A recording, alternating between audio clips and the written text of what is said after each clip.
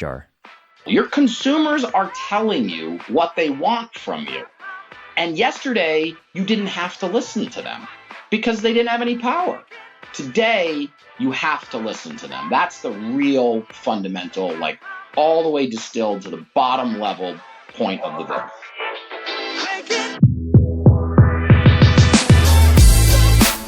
You're listening to Retail Remix, your inside access to candid conversations with the people shaping retail's future. Here's your host, Alicia Esposito. Hello, everyone, and welcome to a special video episode of the Retail Remix podcast. Hopefully you know me by now. I'm Alicia Esposito, and I have joining me today for this special conversation, Joel Bynes, Global Co-Head of Retail at AlixPartners and author of the Metail Economy. Thanks so much for taking the time, Joel. Good to have you. Thank you so much for having me, Alicia. I'm really pleased to be here. So the core of our conversation today is your book, The Metail Economy. But to set the stage, I would love for you to share a little bit about your background and your day-to-day work at AlixPartners. I think that'll kind of lay a good foundation for our conversation today. You bet. I'm happy to. So I grew up in a small suburb of Boston, Massachusetts, relatively large family. And so I started working at a very young age, and I found myself drawn to retail. I just really enjoyed working in retail. I enjoyed the conversations with consumers. I didn't have a plan. I just had summer jobs and jobs in between vacations and so forth. But I was really drawn to it. After college, I stayed in retail. After business school, I stayed in retail. And I grew up kind of working for retailers on retail problems, and then met a legendary turnaround man named Jay Alix in 2004. And I joined AlixPartners about 18 years ago to help build a retail consulting practice. So my background is conversations with consumers, and those conversations have basically gone on for into my fourth decade now.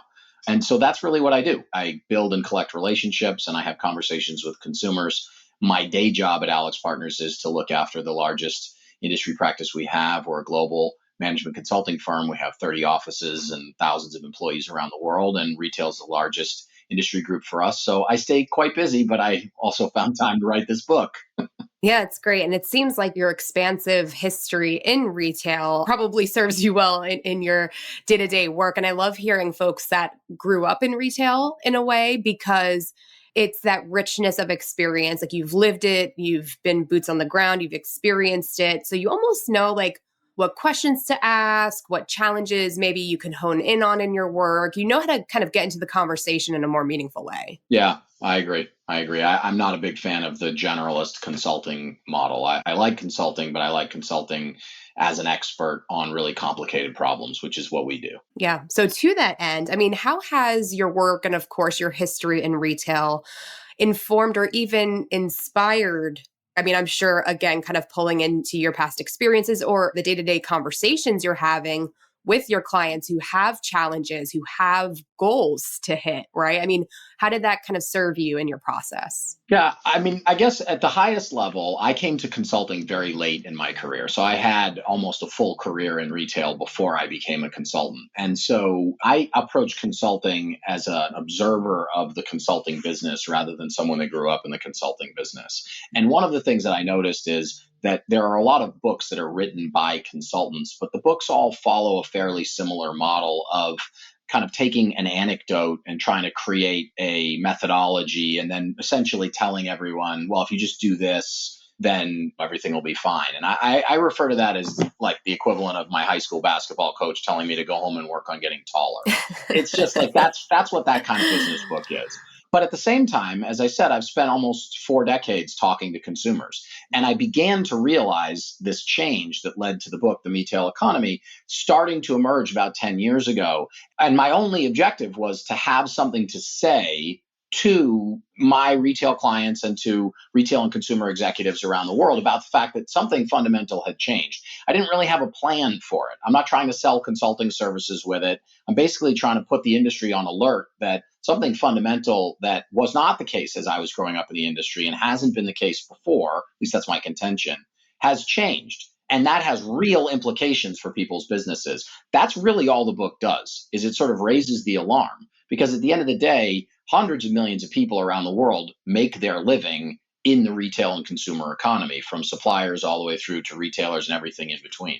So it's an incredibly important industry to almost every economy in the world. And this is a really important change. So that's the nexus for the book. Yeah, I like that phrase, raising the alarm. As a content creator, we use the phrase triggering action or challenging the status quo, right? And I'm sure in retail, well, I know in retail, just from my conversations, there's a lot of legacy for some of these businesses. There are ways of doing things, but there are these disruptions or seismic shifts in consumer behaviors, especially, that are points of action, are triggering points that you need to respond to. So with that, I mean, the specific full title of your book is The Metail Economy: 6 Strategies for Transforming Your Business to Thrive in the Me-Centric Consumer Revolution. And it's a bit of a mouthful, but no, but it's good. There's a lot in there. So I want to unpack it a little bit with you, if that's okay. So looking at that me-centric consumer revolution specifically, when did this revolution begin, do you think? And what has, I feel like I'm always saying accelerated now, accelerated or maybe even reinforced it, right? Because I feel like if you're I've been in retail for 11 years, studying it, reporting on it, and I could probably call out a few bookmarks, so to speak, where these big shifts have happened, but I'm curious what really stands out to you. Yeah. So for me, one of the first things that I lay out in the book is kind of the timeline of retail and the consumer economy. And the point that I try to make is, not to belabor it here, but the point that I try to make is retail as an industry has gone through disruption after disruption after disruption. And we refer to a lot of those disruptions as revolutions, but they're not actually revolutions. They're just disruptions. And the thing about disruptions is they dislocate certain businesses, and that's unfortunate if your business is underperforming or if it goes out of business or whatever. But for the most part, the disruption occurs, the industry adjusts, and it's kind of business as usual. And then to your question about when things changed, it really is about a decade ago. And about a decade ago, the accelerated pace of change was like nothing we'd ever seen before, but the tools that were available to interact with consumers also changed. What I talk about is the power inversion. So up until about 10 years ago, consumers had agency, but they didn't have power. You could always drive to another store, you could whatever, but you didn't really own any power. The retail businesses still chose what products to make available, where to make them available, what price to charge, and so forth. And yeah, sure, 100 years ago, you maybe were buying at a general merchandise store or maybe in a Sears catalog. And then 15 years ago, you were buying them online, but it was still the same dynamic. Companies had the power, consumers either bought or didn't buy, and that was how it worked. What happened about 10 years ago is consumers wound up getting access. They got access to information, which is really important, but they also got access to each other. So they didn't have to listen to the companies and the marketers and the magazines and the traditional channels for what was cool or what was hip or what was quality or what wasn't quality. They could start to talk to one another. And as soon as they started to talk to one another, they became very honest with one another about the things that they liked, things that they didn't like. You had all these star ratings and everything else going on. And so that's the big shift. The big shift is that consumers still have the agency they always had, but they also have power now. So that power has inverted and created this idea of a me-centric consumer. That's where Metail comes from, retail, Metail. Basically, that it is a me-centric environment now where the consumers are basically calling the shots, not the companies. That's the critical change. And you said it so well yourself. We as executives in retail, we are victims of our past. And so we tend to see every problem through the lens of our past experience. And if we treat today's consumer the same as yesterday's consumer, then we're going to try to treat the problems the same way. We're going to think that we have power and so forth. And that will not work in a me-centric world. That's the premise of the book. That's the first part of the book. Yeah. So this power inversion, then I'm glad you called out that nuance or that distinction between agency versus power, right? Because at the end of the day, you can choose to not buy something or choose to not shop with certain retailers, but there's that bigger conversation of like accessibility and price. Like maybe that's a viable option for that specific consumer, right? So I think that's a really important difference to call out. But around this notion of the consumer now having power, being able to talk to each other, I started to think about this whole like chicken or the egg thing. Like, did consumers always want to reach each other and communicate at this level of scale? And technology's just enabled it or supported it, or it was the technology the trigger point for consumers saying like, oh, like I have this thing now, like I'm going to see how far I can take this. I'm going to see how I can use it. Do you lean like a particular way, like as far as like, was technology just the enabler or was it the driver? I'm curious your thoughts on that. I think, first of all, I think it's a fascinating question. And I'm guessing, and I think anthropologists will have a field day with your question. If I had to answer, I think what I would say is the me-centricity has always been there. I mean, I don't think that human beings, their dynamic has changed exactly. The way I phrase it in the book is, for generations before we made a purchase, we would turn to Consumer Reports, which some listeners won't even know what that is, but it was a magazine, or CNET or whatever. You would go and I need to buy an external speaker. So you'd go to some place that was the expert and you'd look up what they said about things, and that was it. So I said, today, consumers turn to Consumers Reports, right? They care more about what Alicia has to say about her experiences and her products that she's buying than anything else. And we've already worked through all the influencers and everything. Like, it really is the citizens who want to talk to the citizens, not to put it in a Roman context, but basically that's where we're at. And I don't think that that's because people have changed. I think there's always been a desire to connect with one another. But I think in spite of that, technology has enabled us to fragment into smaller and smaller groups, right? So I do think prior to 10 years ago, groups existed. People had affinities, but I think the affinity groups were often quite large because you didn't really have the ability to distinguish. Marketers used to target demographics. Well, now you have demographics of one. I mean, one of the things that I say in my book, and I'm sure it's outdated now because final edition was finalized 6 months ago, but Facebook has 71 gender classifications now. 71, right? So that is a huge fragmentation of what used to be a binary gender conversation. You would target females or males. Well, so that's just one example of countless examples of how these monolithic or these large group demographic marketing tactics that retailers used to use have fractured and fractured and fractured again down to, I say, demographics of one. Yeah, it's really interesting, right? Because in the early days, when we would cover digital marketing, e-commerce, it was that opportunity for a brand to go like mass, right? Like be able to like reach a large quantity of people at once at scale.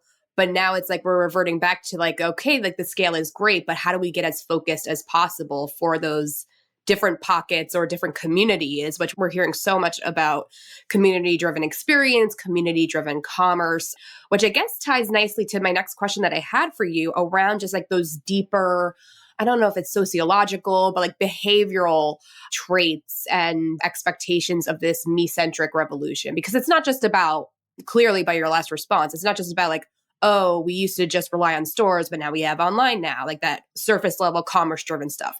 It's community, it's authenticity, even like sustainability, like that deeper level of expectation or, alignment that consumers are looking for. It seems like the me-centric revolution is so much deeper than just the surface level commerce stuff. Is that right? It's way deeper than the surface level commerce because it's something fundamental about who human beings are and technology enabling it. But you also talked about behaviors.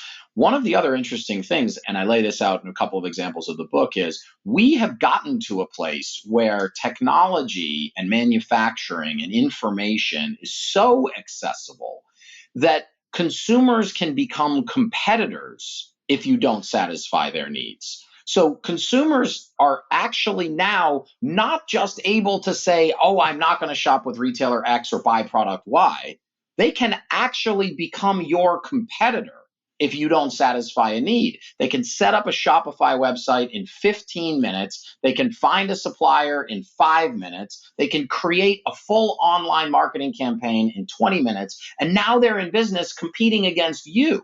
So you talk about behaviors. Not only have the behaviors changed, but the responses have changed as well. So the importance of making sure that you accept that and understand that and treat your consumers as me's with agency and power, that's the antidote to the problem that's been created. It's not really a problem, but the opportunity that's been created with technology and information and access. I'm so glad you brought that up because I forget who I was speaking with about this, but we were talking about social commerce. And I was like, essentially, social commerce gives anyone the power to be a brand. I mean, influencers are brands. And now everyday consumers can be brands because now everyone can tag products in their posts. Everyone can add calls to action in their stories. I'm just using Instagram as an example, but it kind of creates this entire dynamic change. So again, like the power inversion, like you're talking about, it goes to a whole different level. It's not just like, oh, I can choose not to do business with you. It's I can compete against you. It's fascinating. Yeah. And if you think about the way that the consumers that are creating their businesses are marketing those businesses, is they are marketing them with authenticity.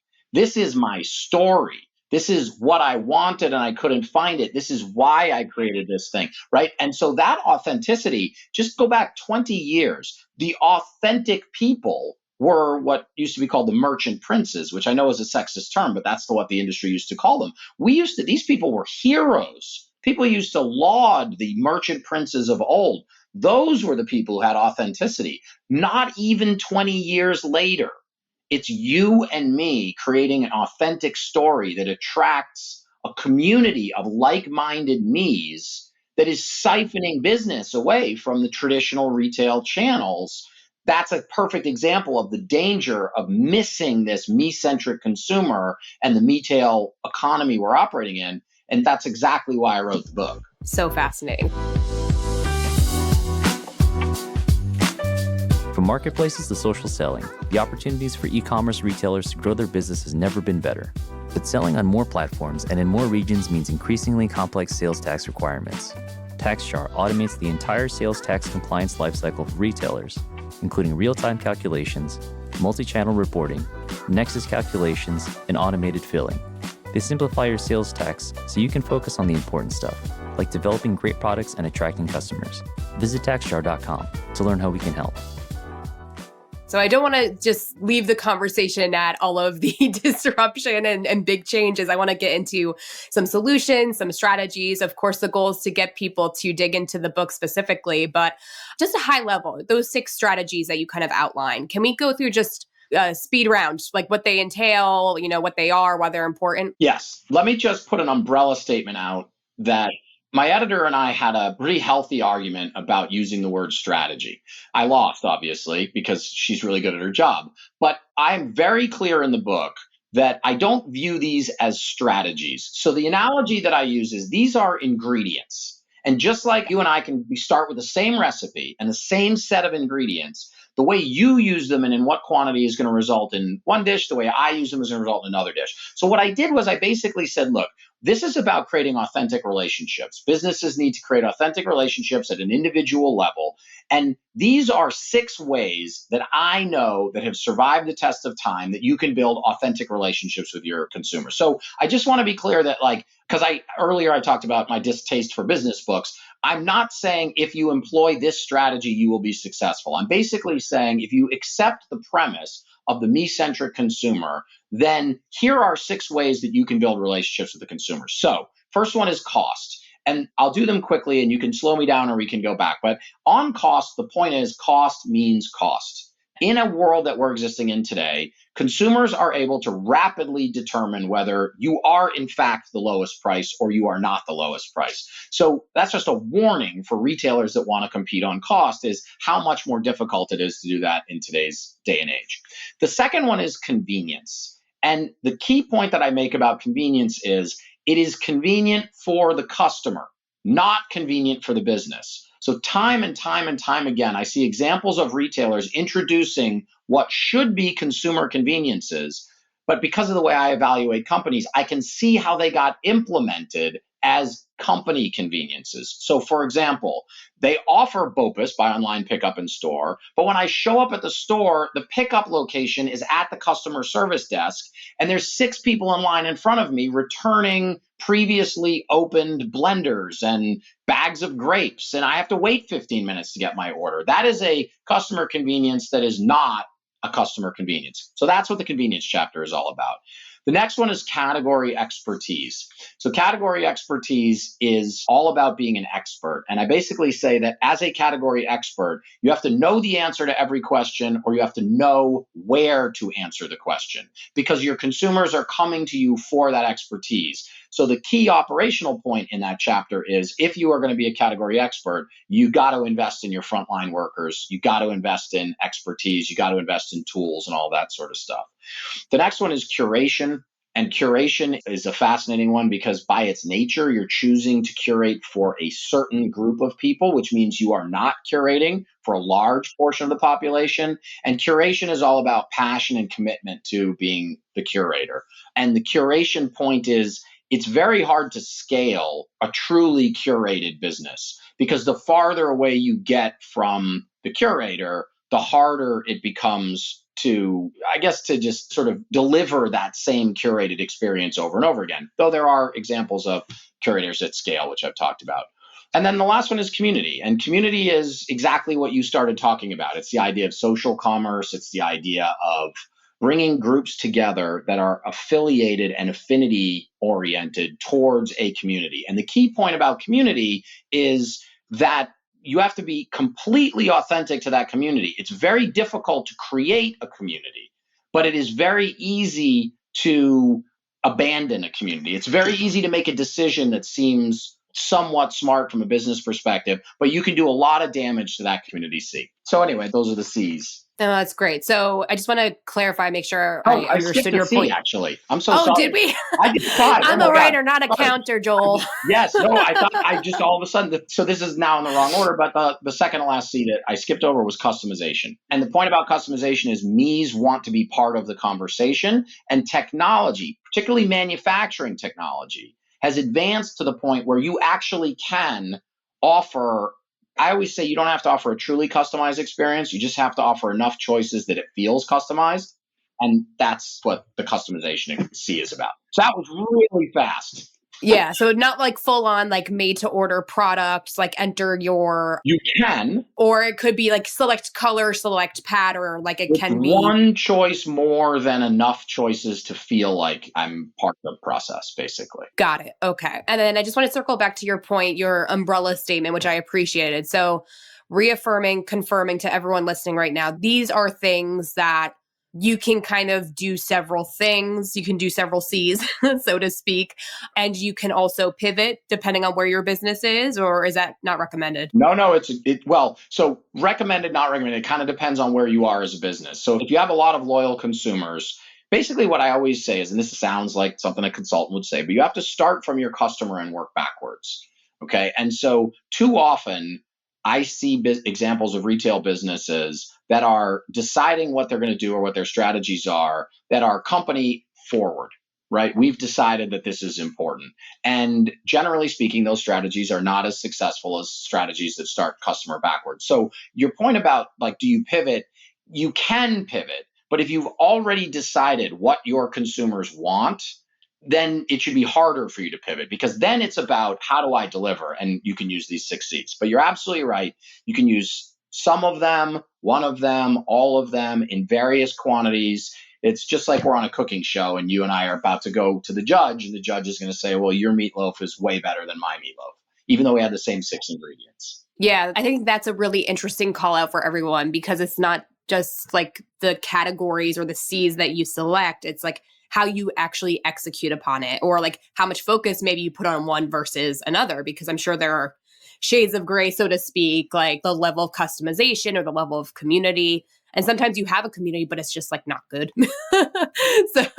So it is important also for the listeners, which is something else that I do in the book, which you don't find in a lot of business books, is I'm actually critical of specific companies. I criticize actual companies, that's not a good business development strategy. So if any consultants are listening to this, I don't recommend it. But I'm not writing the book for that. I'm writing the book because I want to talk to people. And so what I found was I have some examples of companies that are manifesting this in a really good way, but there are also examples of real companies that are doing things in a way that I sort of say, this is an example of, let's say, a convenience that is an inconvenience. Because I think it's really important as you read, as executives and retail people that study and write about it and whatever, as we think about these things, it's one thing to say make a convenience, a customer convenience, not a company convenience. And people can kind of get that intellectually. But when I give them examples, real examples, and that they think to themselves, oh, actually, yeah, that's right. That is rather inconvenient for me. That's when the unlock happens. All right. So I'm going to put you on the spot then. Can you share an example of like maybe a company that does it well and a company that doesn't do it so well, just so we can see that juxtaposition? I do it in the book. So let me juxtapose this very quickly. 2 examples of US retailers that people will know. And these are small, mundane examples. There are lots of bigger examples, but these are some of my favorite examples. So on the doing it well, you have Costco gas pumps. So Costco's gas pumps are 2 to 3 times as long, the hoses, as the traditional gas station. And they're the only gas pump that I've ever found anywhere in the world that is actually longer. It's longer because they know that most people don't know. Even I've had my car for 11 years. I forget what side the gas tank is on sometimes. And it's kind of embarrassing and it's a pain to pull up on the wrong side and then back up and whatever. And so they just took the problem away. They were like, doesn't matter what side you pull up on. The hose is going to reach over. It's not going to scratch your paint. Everything's fine. Off you go. But if you think about the brilliance of that, if you're Costco, and you don't have to have cars worrying about which side and backing up and slowing the line down. Now you get more cars through the gas line. You sell more gas. Your business does better. But they started with the customer convenience, but it also happens to be a company convenience. That's a perfect example. The counter example to that is many of the listeners will probably remember when Kohl's announced that they were going to partner with Amazon to accept Amazon returns inside their Kohl's stores. And at the time of the announcement, the entire world thought that this was a crazy, crazy idea. It was not, in fact, a crazy idea. It was a brilliant idea as a convenience. Kohl's knew that its customers were also shopping on Amazon, and they wanted to make it convenient for their customers to drop off the Amazon packages. So when they launched it in a pilot. They put the Amazon return desk at the front of every store. I went and I visited some stores. It was a very good experience. When they rolled it out nationwide, they put the return desk as deep into the back of the stores as you could possibly go. And I have been a consultant, so I can imagine someone from one of the strategy firms sitting down and making a big presentation about attach rate. Well, if we get Alicia to walk through the store, she's going to pick up a pair of gloves or a t-shirt or a water bottle and will attach product to the return. As soon as you start using words like attach rate, you have completely lost touch with what the point of the Me-Centric Consumer and the Metail Economy is about. So, too fast. I'm sorry to the Kohl's team. Congratulations to the Costco team. But that's the perfect juxtaposition of what I'm talking about. Yeah. Well, and I think the point to add to the Kohl's example too is that like in the early stages, it seemed like they had the right idea. It was when they tried to, I don't want to say be sneaky, but like they tried to like kind of add like a bigger business value compared to the consumer value, which is like, let me drop this thing off and get out as soon as possible. Every company in the world does, which is why I boil this down to the actual 6 C's and explain that if you're going to compete on convenience, it must be convenient for the customer, period. After that, you figure out how to make money. And if you can't figure out how to make money, if that convenience adds cost to your business, then you find some other place to cut your costs to pay for the convenience. You don't do what Kohl's did, which is say, if we do this, then we'll get this much in revenue and that way it'll pay back and here's the ROI or whatever. So that's my challenge is you got to stand firm. That's why when you said, do you pivot?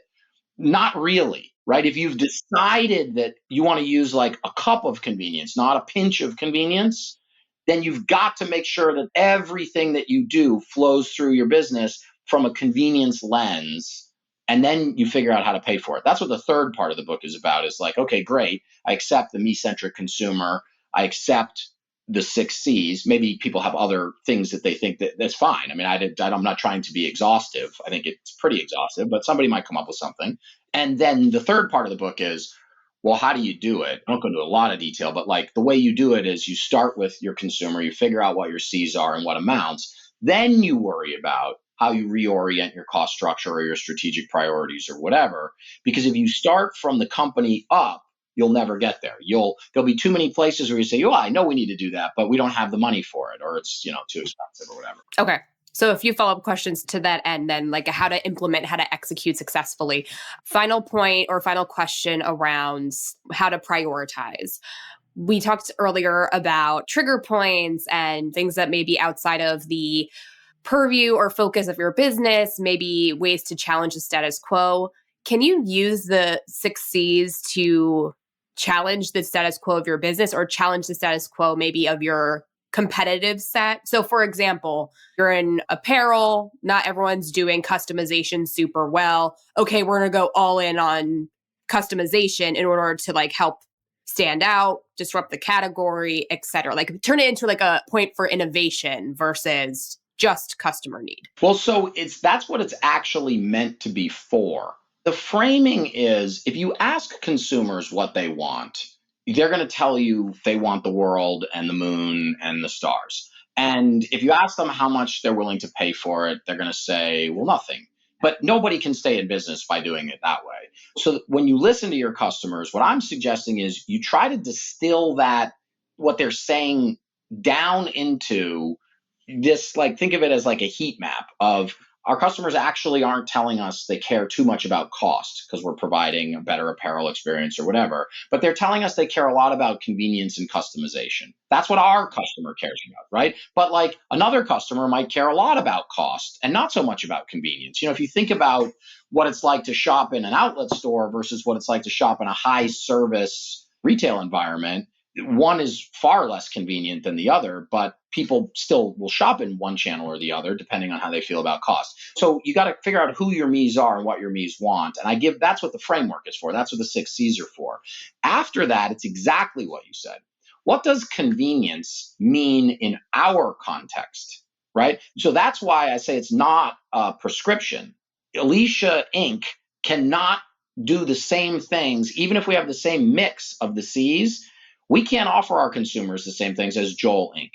because we are trying to target different consumers differently and we're trying to win. So that's where the thoughtfulness comes in, which is how do you translate, like the perfect example of this, and this I use in the book, and I give Brian Cornell and his team a ton of credit at Target. If you go back to the Target experience and you think about what happened when Brian became CEO of Target, he went all in on stores, billions and billions and billions of dollars on stores and last mile. And Wall Street crushed the stock and everyone was like, you're crazy. And how can you be going all in on stores and, all this other kind of stuff. And lo and behold, that was the right strategy because Target has outperformed every mass retailer for the last nearly a decade. And they were super well positioned for the pandemic, but it wasn't like that was a strategy. It's just everything they did was me-centric. And when Brian doesn't really talk to the media very much, but he has given some say, the people have said, well, how did you know that was the right thing to do? And he just shrugs his shoulders and said, because that's what the consumers were telling us. It's that simple. Your consumers are telling you what they want from you. And yesterday, you didn't have to listen to them because they didn't have any power. Today, you have to listen to them. That's the real fundamental, like all the way distilled to the bottom level point of the book.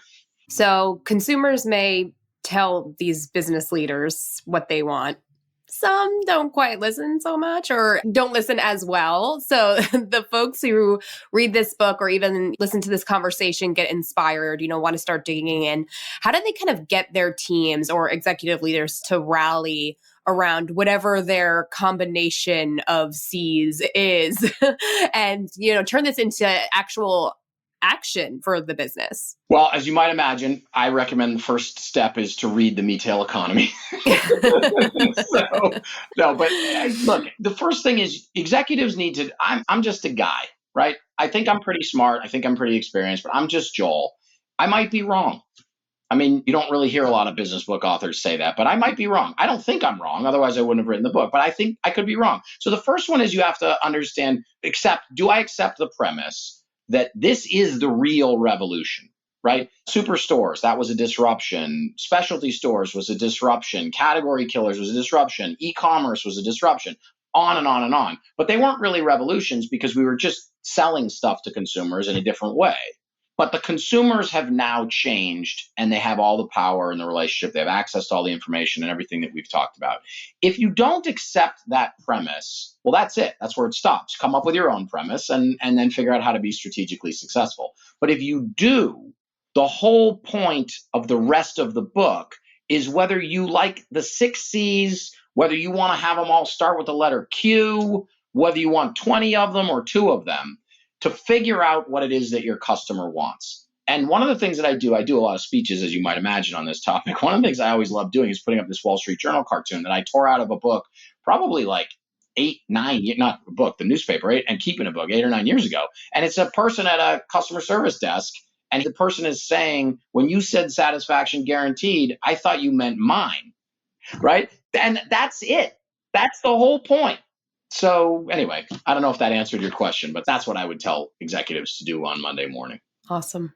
So with that, Joel, I mean, this has been such an insightful conversation. I know we actually went a little bit longer than we expected, which I think happens with these books, right? Like there's so many layers to this, and I love getting into examples. So I think we did a pretty good job of keeping it moving. But to close things out, I always love to ask the experts, the people who write these books, who speak with retailers every day, to share predictions, but also insights to help all of the folks listening keep pace and evolve. So where do you think this like Me-Centric and Metail world is going? And do you have any closing recommendations? So I'd say a couple of things. The first one is I am extraordinarily bullish on retail. I think that retail has been a critical part of consumer economy since the dawn of time, and it will remain. I am super bullish on brick and mortar retail. That's for another podcast, maybe. Stores are not going away. Stores are just changing. They have an important role to play in the Metail economy. And then I think the third thing that I would just say is, if you've been in retail long enough, you understand this at a fundamental level, which is one of the things that's so exciting about retail is we are in a constant state of change, and we get these body blows from the side that are unplanned. We get customer changes that are unplanned, but really appreciate the value of working in an industry where you get to have daily conversations with the people who are going to determine whether you're going to be successful or not. Never forget that you exist for your customers, and cherish it, enjoy it, and love those conversations. And if you don't, then retail may not be the industry for you. That's what I would say. Love that. Joel, thank you again so much for taking the time out. Incredible conversation. It was great meeting you. You too, Alicia. Thanks for having me on. I really enjoyed it. And to all of you listening or watching this conversation now, hope you found it insightful. We'll be sure to leave a link to Joel's book, The Metail Economy, in our show notes and in the description there, so you can learn more and hopefully get your own copy. Thanks again, everyone, so much for joining us, and we'll see you next time. Thanks for listening to this episode of Retail Remix. Be sure to subscribe so you never miss an episode. You can find us on your favorite podcast player. Until next time, keep mixing it up.